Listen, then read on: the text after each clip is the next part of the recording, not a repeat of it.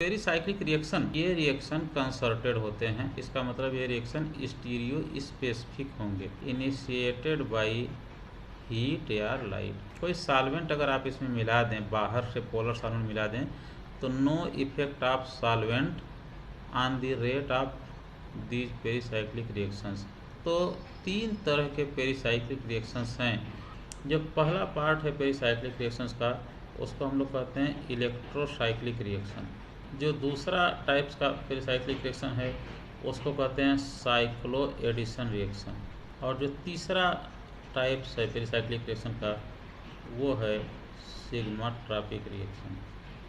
Electrocyclic reaction वो होते हैं जहाँ इलेक्ट्रॉन मूव करे और कोई साइक्लिक प्रोडक्ट बने, movement of electron to form a cyclic product. During this reaction one pi bond is consumed and one new sigma bond is formed। इसका अगर हम एक एग्जाम्पल लेकर के देखना चाहें कि ये ब्यूटाडाइन है, तो अगर आप हीट दे दें या लाइट दे दें तो ये पाई बॉन्ड का इलेक्ट्रॉन मूव करेगा, ये पाई बॉन्ड का इलेक्ट्रॉन मूव करके यहाँ आएगा, 4 नंबर कार्बन आ करके जुड़ जाएगा 1 नंबर कार्बन से, और फिर ये इस तरह का प्रोडक्ट आपके सामने बन करके आ जाएगा, जहाँ ये 1 2 3 एंड 4 कार्बन हो गया।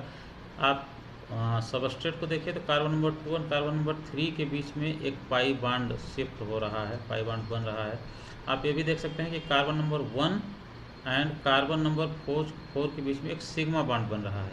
ये कि सबस्ट्रेट का एक पाई बॉन्ड कंज्यूम होता है। देखिए यहाँ 2 पाई बॉन्ड थे, जबकि यहाँ प्रोडक्ट में सिर्फ 1 पाई बॉन्ड बना, और प्रोडक्ट में एक नया सिग्मा बॉन्ड बनता है। तो देखिए प्रोडक्ट में एक नया सिग्मा बॉन्ड बन गया। तो ऐसे सारे रिएक्शंस जो होते हैं वो इलेक्ट्रोसाइक्लिक रिएक्शन की कैटेगरी में रखे जाते हैं। 1,3,5 हेक्साट्राइइन को अगर आप हीट या लाइट दे दें तो इसका इलेक्ट्रॉन शिफ्ट होने लगता है, इस तरह से मूवमेंट ऑफ इलेक्ट्रॉन होता है, और ये 6 नंबर आ करके 1 नंबर से जुड़ जाता है।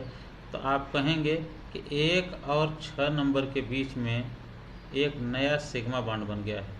ये एक नया सिग्मा बॉन्ड बना है 1 और 6 के बीच में, 2 और 3 के बीच में एक नया पाई बॉन्ड बना है, और 4 और 5 के बीच में एक नया पाई बॉन्ड यहाँ बना है। ये हो गए 2। इसका मतलब हो गया कि एक पाई बॉन्ड कंज्यूम हो गया और एक नया सिग्मा बॉन्ड यहाँ बन करके सामने आ गया।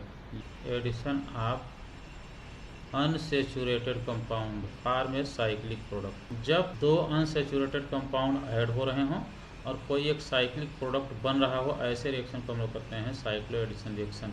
इस रिएक्शन में क्या होता है कि in this reaction 2 pi bonds are consume. तो टू फॉर्म क्या बनता है, 2 न्यू सिग्मा बॉन्ड। देखिए कि these are initiated by heat or light. तो इनके एग्जाम्पल्स अगर हम देखें, सपोज कीजिए कि इथिलीन मालिक्यूल में ले प्लस दूसरा इथिलीन मालिक्यूल में ले लूँ इसमें, और इसको अगर मैं फोटो इरेडिएट कर दूँ, बॉन्ड यहाँ टूट करके इससे जुड़ जाएगा और ये बॉन्ड यहाँ टूट करके इससे जुड़ जाएगा।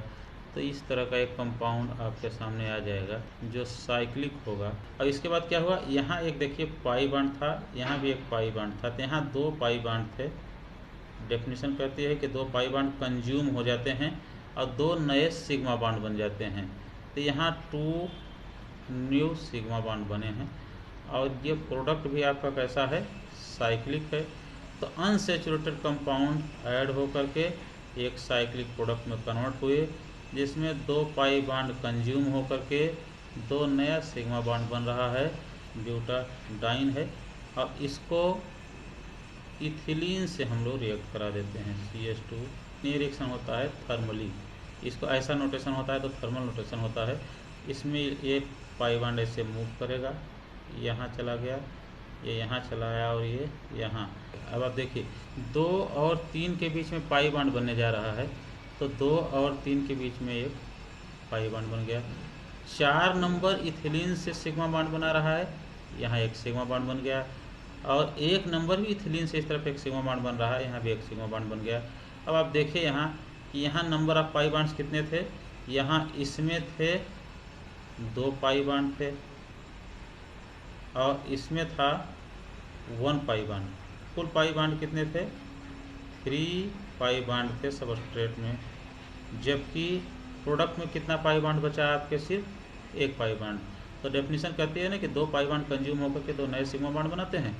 तो ब्यूटाडाइन और इथिलीन को जब आप हीट करते हैं थर्मली तो ये साइक्लोहेक्सीन में कन्वर्ट हो जाता है और ये एक पेरीसाइक्लिक रिएक्शन है, साइक्लो एडिशन रिएक्शन है। क्योंकि यहाँ सिग्मा का मतलब है सिग्मा बॉन्ड्स, ट्रॉपिक, और ट्रॉपस का मतलब होता है मूवमेंट्स। ये रिएक्शन ये कहता है कि कोई भी एक पॉलिन सिस्टम है, सपोज कीजिए CH2 डबल बॉन्ड CH है, CH3 एक सिस्टम ये है सपोज के लिए।